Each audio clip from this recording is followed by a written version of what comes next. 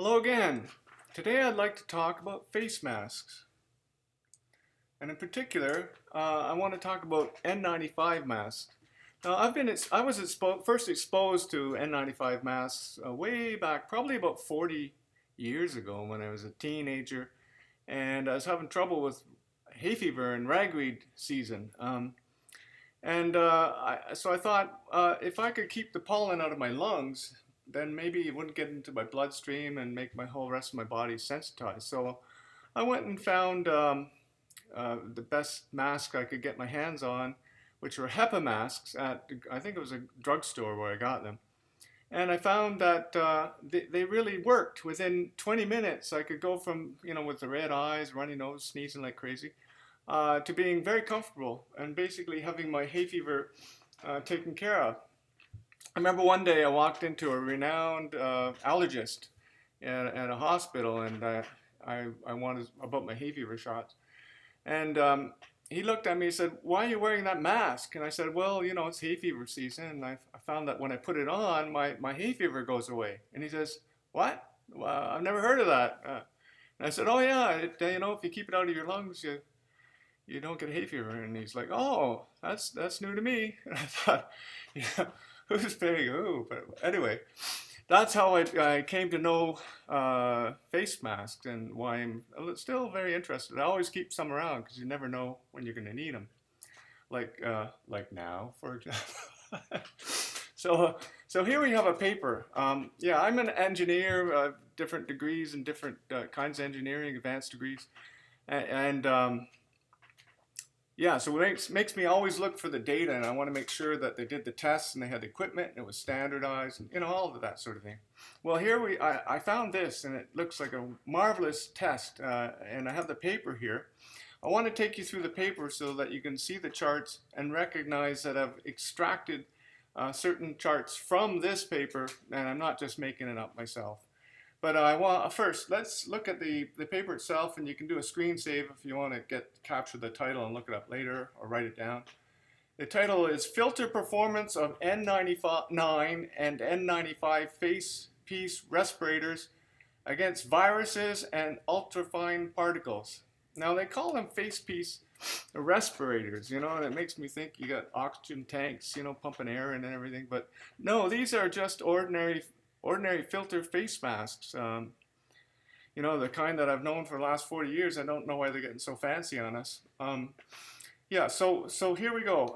Let's look down on this paper, and we see this their apparatus that they're using to test it. I'll have more to say later in my PowerPoint summary. And this comparing the different virus sizes, which is very nice to see. I got the results.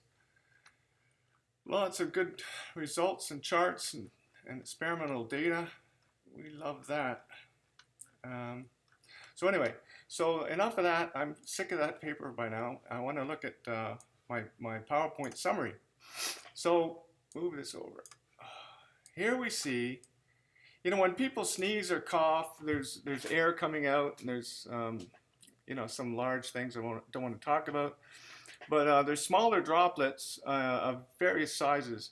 But this is an interesting chart I put together here showing a droplet 1,000 nanometers in size. And the SARS-CoV-2 virus, which is the one we're having now in this global pandemic, is anyway, this virus is a very large virus. It's 120 nanometers across. Nanometer is 10 to the -9 meters, for if you ever wanted to know such a thing.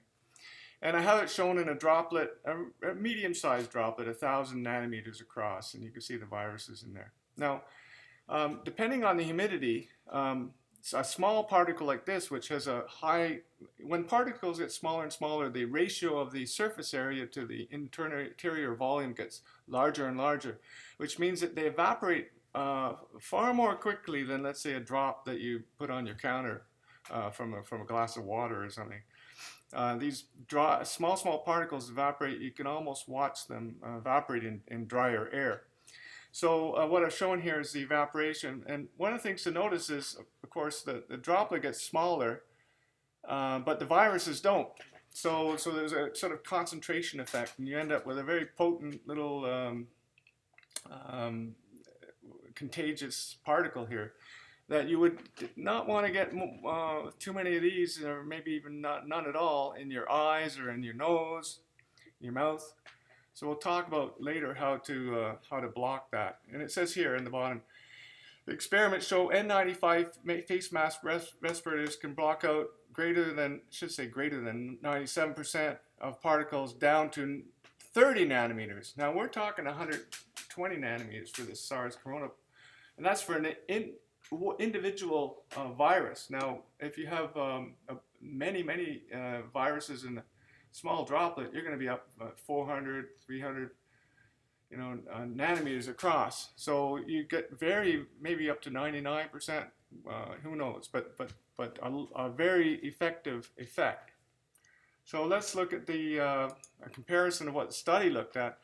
They did not look at the SARS coronavirus, but they looked at this T4 phage, which is very comparable. I made this roughly to scale.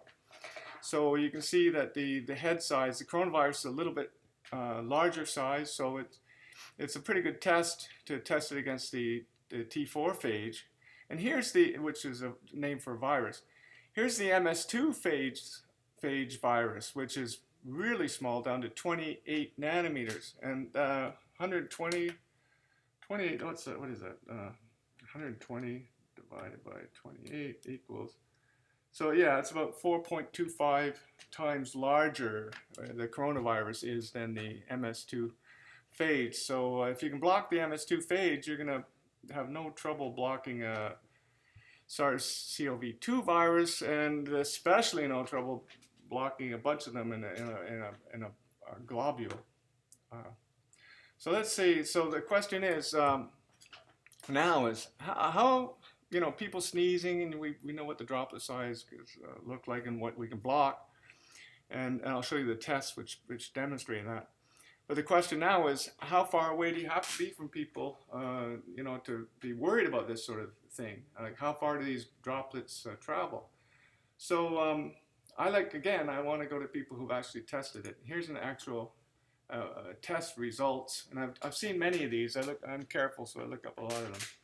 And they all seem to be, 25, 30 feet, sometimes even more if you got mechanical ventilation going on. If the temperature is like a normal temperature, not too hot, the human air will carry, the human air will be expelled, and there's a little bit of a buoyancy effect. So that's why they tend to go up higher with time. Also, if you have overhead ventilation, like you might have in a grocery store, and if it's drawing air up, into the vents, you can clear these. Otherwise, you can have a kind of swirling nest of these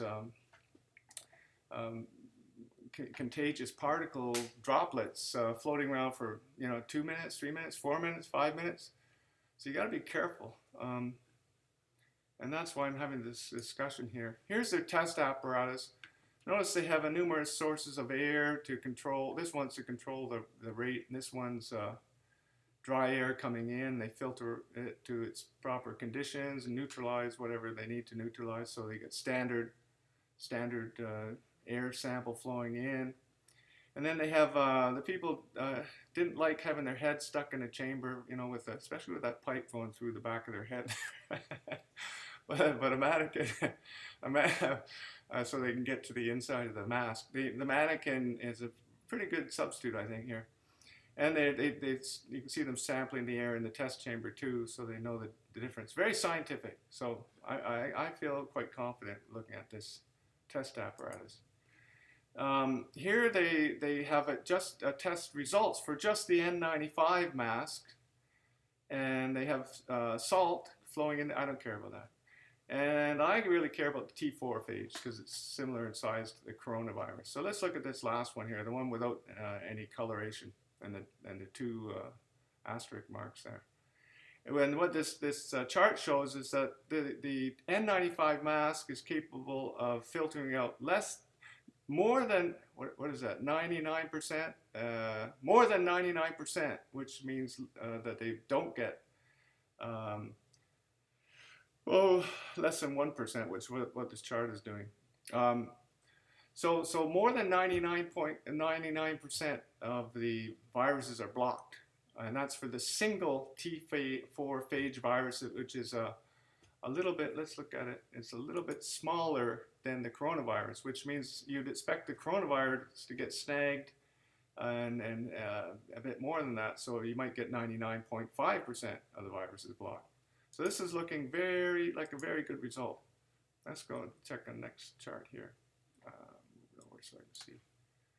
Okay, so we got that one. And here we have across different masks. And this is for the MS2 phage. Now let me show you about this little guy again. See, it's only 28 nanometers compared to 120 nanometers for the SARS-CoV-2 virus. So 28 nanometers versus 120. It's what, 4.25 times smaller than the coronavirus. So if you can filter out this little MS2 phage, you can certainly filter out the SARS-CoV-2 virus, let alone a bunch of those viruses in a droplet stuck together. So how did it do? Let's go back. I gotta get to that chart. Okay, there we go. So here we see something very interesting. The N95 is one with the vertical stripes, and it's blocking out just over. It's allowing in. That's how this chart works. Just over 3%. So it's blocking out almost 97%. And it's doing as well as the N99 mask. So when you get up to an N95 mask, like you can get at the hardware store, or used to be able to, we'll talk about that later, a little bit later. Yeah, the N95s, you're basically in pretty good shape. You know, you don't do much better going to the N99. So it's like the Cadillac or Rolls-Royce or the, maybe now you call it, with Elon Musk around, you call it the Tesla. Yeah. Let's see now. So what do we got here? We have the MS2 phage. This is the one I'm interested in, the one with diagonal stripes. And it's showing the penetration, integrated with the mean size, blah, blah, blah. Yeah, and at it's 85 liters per minute air flowing through. And we see that, interesting, the MS2 phage is blocked pretty comparably again across the N95. So once you get to N95, you're pretty good shape. So let's yeah.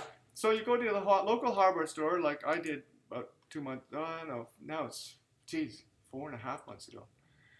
And you see all sorts of masks, N95, and then you go to order one of these, or ask to get some. Here I show here I went Home Depot on the web, so did this just yesterday. And this is almost 5 months after we got this thing. Well, more to say about that. And you see here, X, delivery unavailable. X, out of stock online. X, out of stock online. X, out of stock online. So, holy cow.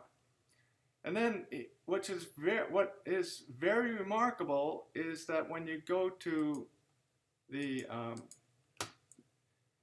other kinds of masks, the masks that I've never seen tests for these things, it's like made of cloth and homemade, who knows what. Masks that I'm not familiar with, but they don't look very good. Take buyer beware. Here's one that looks like a balaclava or something. I get that mixed up with what is that dessert word? Balaclava. Gotta be careful what you order.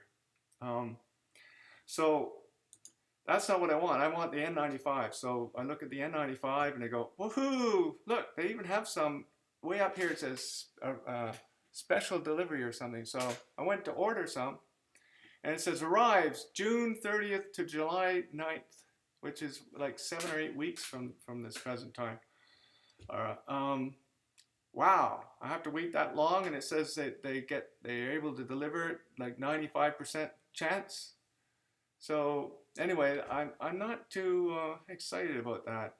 So it seems like just unless you had hay fever or something like me, where you have a little supply of your own, Um, for other reasons. Man, if you need this thing, it can be very hard to get. I've heard they got, and I haven't been able to verify this, but um, a lot of these boxes of the filters from China they don't they see this one here. I had to go from N95 USA to K9N95, which is the Chinese version, and it's harder to be sure they went through the same rigorous tests that we put our face masks through here. So a lot of times they block it at the border, which is unfortunate. But you know, it would be nice if we could import masks, or better yet, make them in volume so that people can actually have them. Now, it's not just your nose and eyes that can be compromised by these particles getting in. Sorry, nose or mouth. It's also your eyes. So what we use, and I'm not making medical recommendations here at all, but I found this very, very nice because as an engineer, I used to design a lot of gaskets because you wouldn't believe how bad people are with water ingress. Like I'd see gaskets and you put a little metal tab on top, and I got a gasket and they got this metal tab coming in where they screw it and the water goes in right under the metal tab and then the edge of the metal tab, like crazy things. So what you want to do is have something where water can't get in. If water can't get in when you're 10 foot down in the ocean, you know that air can't get in either. So I like swim goggles, and these ones are not like the old ones. They leave your nose out, which goes under the face mask, so it's protected, and it gives very good seal around the eyes, and the ones I have, which I just bought at the sports store, they don't tend to fog up within half an hour, the times I use it. I use these when I go to the grocery store or someplace where there's congested of people. And if I'm out for a walk in the countryside and I can stay away from people that go across the road or go across a field, anything, I like to stay away, one sneeze distance. So 30 feet or so. And I want to be upwind. Or, if I have my mask, I'll put it on and with the goggles. But for going for a walk, I don't always have the full gear. But by moving away 30 feet and staying upwind, you're in pretty good shape, in my opinion. So here I remind people about the difference in size of coronavirus. And here's a chart. I borrowed these icons from somewhere and I made my own chart. And I come to slightly different conclusions than many that you might have seen. What I find is that, of course, if you have the swim goggles and the face mask, you both have like really good protection, almost 100%. N95 masks. And I'm not even commenting on the other kind of masks, like the balaclava types of masks. She is protected, he is protected. I'm on the next line here from her. What's interesting and almost even surprised me is when you get one person outfitted and there's only two people, the other person, if he sneezes on her, she's fine. And if she sneezes on him, she's got the goggles and the really good face mask with a good seal.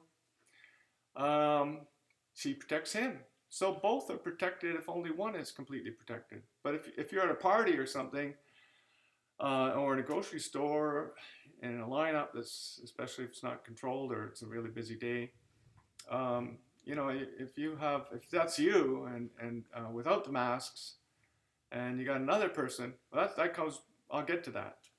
I'm just saying it's not across the board. Then, of course, if anyone, and it doesn't matter for the boy, when you do something for a woman, you got to do something for a man. So I did that here. I'm just joking. And same thing, 100%. Now, here's what I was about to talk to. Both don't have it. So both are one sneeze or cough away from getting it, not protected. So, there's other cases too, I should include, where you take the goggles off.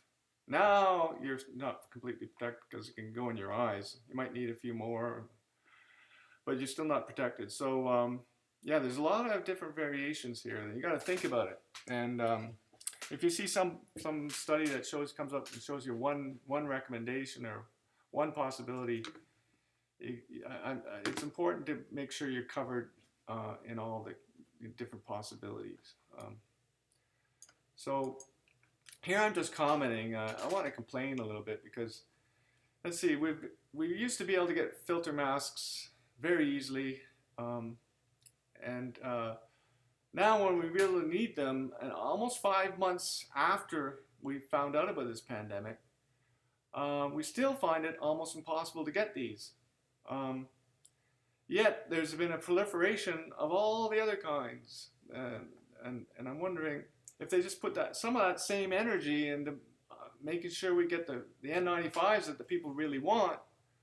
And I've even heard stories of doctors who maybe they get 1 mask per week, and crazy things like that. And a surgical mask is a totally different animal. It doesn't block the air in the sides very well, and I don't want to knock those, and I'm treading on maybe hallowed waters, and I don't mean to do that, but it's not an N95. I think we can all agree on that. So I would like the medical professionals to be protected, or at least have the choice of being protected to the level that really would keep them going. I know we don't want them to be the first one to fall in our line of defense. So anyway, what did we learn from this study here that we just talked about? Well, we learned that actual test results show that the N95 filter masks block greater than 98% of individual coronaviruses, and because they're large viruses, and maybe even more when you get a droplet, with a bunch of viruses stuck together, dried out droplet. And that a swim goggle also protects you with the N95, so you can protect your eyes as well as your mucous membrane. So if you really don't want to get it, perhaps we know how to do that. And I'm always available for feedback and things like that. So, but I'm just trying to provide information here for you to decide for yourself, or talk to your doctor about it. That's always the best plan. So if you're not wearing both an N95 filter and a swim goggle, then one good sneeze or cough can still get you. It's like you're not. I don't think you're fully protected in close quarters or when your eyes are open. Somebody can cough or sneeze right in your face, and you get it in your eyes. And finally, a strong sneeze or cough is capable of sending infectious drops more than 25 feet. I want to tell you a quick story, just as we end up here. I wanted my kids to understand this. This is, again, years ago, so that they wouldn't cough at the dinner table or sneeze at the dinner table without, turning facing in another direction at least.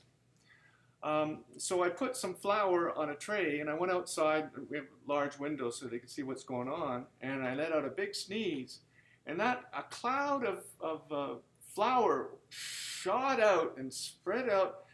It was way more impressive than I even thought it would be, and it went about 20 to 25 feet. So I know from personal experience this is true.